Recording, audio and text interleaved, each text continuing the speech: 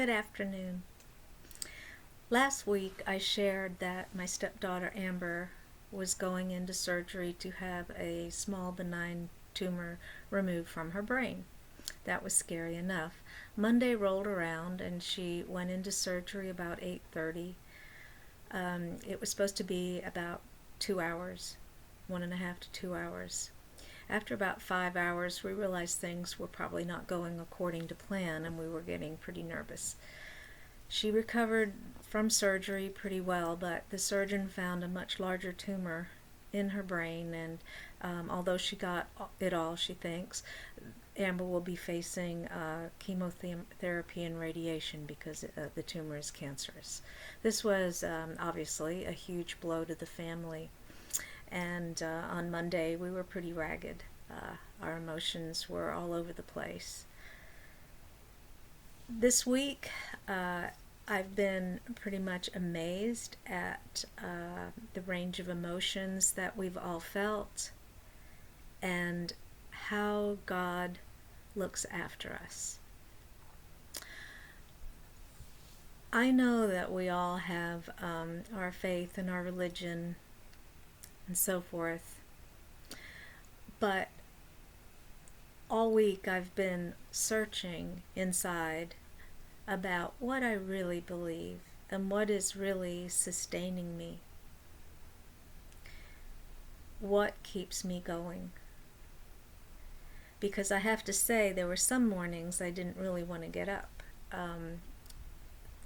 This is bad news, and there's a part of me that just wants to escape and pull the covers over and maybe just not get up for a little while longer in the morning. But up I do get, and as I take the day little by little and do the things that I need to do, to help Amber, to help the family, and to look after myself, I realize that God is in the details. The outpouring of love this week has been astonishing. We've had emails, letters, cards, people asking if they can help with meals. We've had phone calls.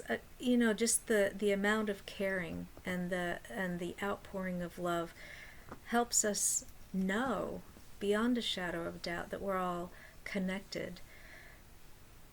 We are all connected. When Amber hurts, her husband hurts, her son hurts. So does her mom, her stepmom, her dad, her sisters, her cousins, friends, relatives, co-workers. It's like this huge web of interconnectedness that gets shaken and jolted, and then it strengthens somehow, and there seems to be some cohesive, interconnected thread that I can only call love. It's a pulsing kind of feeling, and it's real. And that, to me, is what our divine essence is. God is our creator. We know that. God sustains us. We know that. But how he does that is so miraculous in such detailed ways.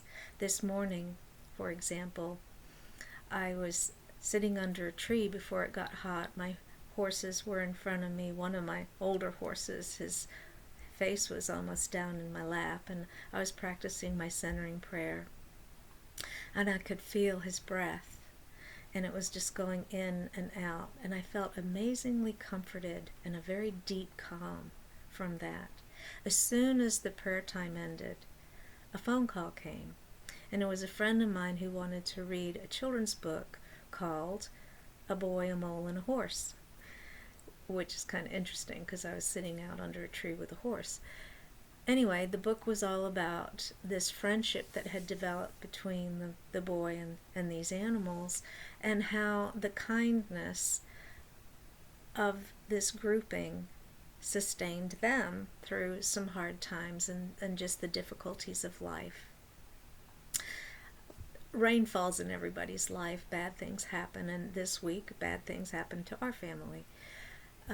But because of our friends and the wonderful outpouring of love that helped us realize we're not alone, that we are interconnected, and that faith is just a wonderful expression of love.